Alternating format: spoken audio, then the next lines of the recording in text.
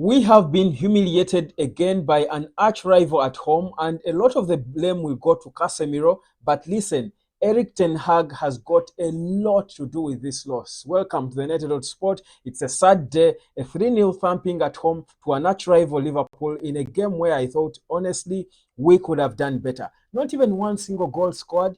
It is painful to watch. But first of all, Casemiro, yes, made so many individual errors. But for me, there is nothing unexpected from Casemiro. For me, the surprise is when Casemiro has a good game. But we all know that Casemiro is washed out. That is why we brought in a 50 million euros solution with 10 million euros in add-ons in Manuel Ugarte.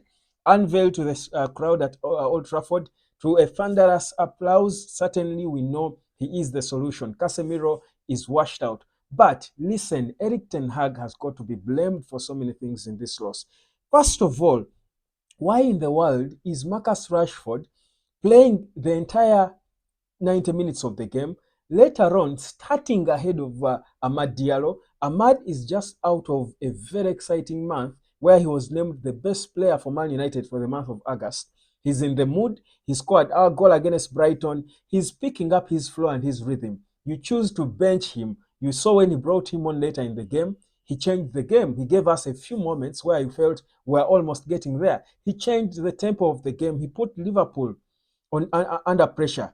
Rashford stays there for 90 minutes, even putting on Ahmad and putting off Garnacho. What was Eric Ten Hag thinking? Rashford should have been the player coming off. You wonder what that shows about Eric Ten Hag. Two, certain players have got to be called out.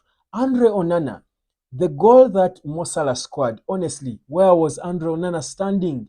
It's like he had frozen and he didn't see that his goal is huge. He left a whole acre of space for Mo Salah to slot the ball in. I mean, honestly, and we've been patient with Andre Onana, but listen, with this team, there are no untouchable players. It is high time Eric Ten Hag gave opportunities to other goalkeepers. Honestly, it is high time Eric Ten Hag gave opportunities to his number two, because Onana is failing in moments where we expect him to show up. He's completely off. That's a huge problem, and Eric Ten Hag has got to take the blame for it. Three, one thing that is glaring for me is that Eric Ten Hag is not in control of his team. Because you watch Arsenal play and you see Mikel Arteta is in control. Pep Guardiola is in control. Arne Slot is new at Liverpool, but he's in control. You thought, replacing Jurgen Klopp was going to be a huge burden on him. But you can see a manager in control of his team. His players listen. He calls them. I mean, I'll give you an example. Let me use Arsenal as an example. Whenever there is a moment where, let's say a player is down and, there's an injury on a player, Mikel Arteta will call his entire team, mostly the outfield players, and they will come and you can see him passing on energy to them, bellowing instructions to them, trying to psych them up to come back into the game. Eric Ten Hag is looking confused and subdued. His body language is so discouraging to the players, especially when they are trailing. I mean, it's a normal thing for you to trail at home. Sir Alex Ferguson, the best we've seen, trails at home. Pep Guardiola, Eric Ten Hag, it is normal. But how do you, as the manager, psych your players up to bounce back against a natural rival like Liverpool at home? But you concede a goal, and Eric Ten Hag's body language alone he's destroyed. I think the players just look at him on the bench and they also don't know what to do.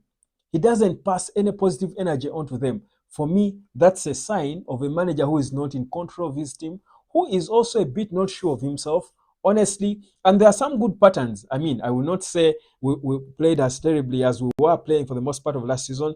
Good passes, we created a few chances. Joshua Zirkzee wasted so many chances, easy tap-ins, easy goals, didn't go in. But of course, he's new. He's faster. I think a full game at Old Trafford, you would understand. Maybe overtime, because at least he was getting the right places. And he's a young player. There's a lot to learn. But for me, Eric Ten Hag's body language shows a manager who is not like as if he fears his players. He fears Rashford. Huh? Does he fear Rashford? Is he trying to show that he trusts him and he has got a lot of confidence in him? Why on earth was Rashford in the first place starting ahead of Ahmad?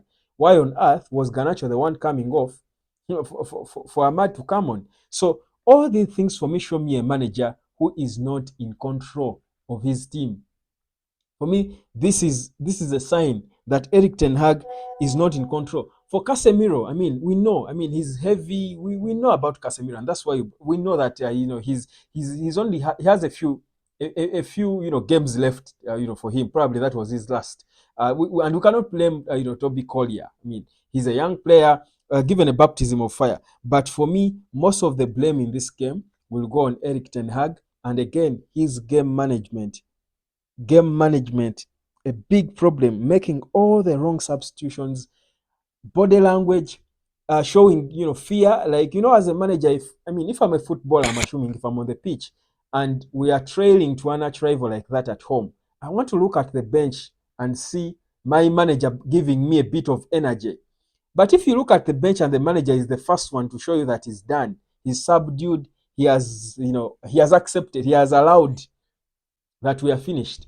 How am I, as a player, going to bounce back, motivate myself to get back into the game? For me, yes, Casemiro, because disorganized the tempo of the game and all because of his errors, but it's nothing unexpected. The biggest blame is on the manager on how you manage the game. You don't fail badly like that. Eric and Sir Jim Ratcliffe was there watching from the stands.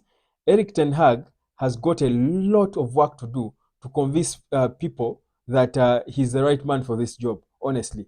And I'll tell you, not so many people will believe the whole, we need time, I need time. Sir Jim Ratcliffe was so disappointed. He was so disappointed. He's waiting. And I remember Teddy Sheringham said that Eric Ten Hag might be sacked before I think 3 games into the season. I will tell you, with such losses at Old Trafford, after what we've done, with most of your new signings in there, Eric Ten Hag will have nothing, nothing. Because even Arne Slot is a new manager. Look at Sir Jim Ratcliffe. That's Sir Jim Ratcliffe in the stands. Didn't believe it. Ten Hag must step up and style up, because honestly, you beg the question, are we heading in the right direction?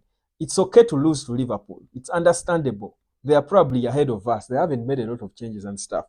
But are we headed in the right direction? That's the multi-million dollar question. Are we heading in the right direction, or are we stagnating? Honestly, we backed Eric Ten Hag to keep his job.